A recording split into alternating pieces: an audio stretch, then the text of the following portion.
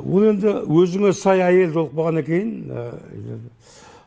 тағдырың солай болады. Бұл өте күрделі мәселе.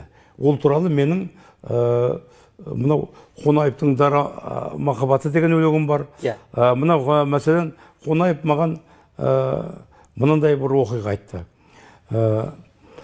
Бір күні дейді, жақын туысқандарым барлығы жиналып, үлкен қариялар бар ішінде бәрі келіп дейді, мына сізден бала болмай қалды. Сондықтан енді сізден біз ұрпақ алып қалуымыз керек деп мен әйеліме де жолығыпты дейді. Әйелін де мойындапты, енді сондай бала болмайды. Қайтеміз енді солай болды. Сөйтіп маған дейді 20 жасар қызды дайындап қойып дейді. Оның өзі құлшынып отыр дейді, жаңа қыздың өзі. Мына ұрпақ алып қалуымыз керек сізден. Сонан әйелім айтты дейді, енді осылай өздеріңіз деймекең мақұл десе мен қарсы емеспін депті. Содан кейін Қонаев көнбей қойыпты. Мен қарсы болдым дейді, жоқ.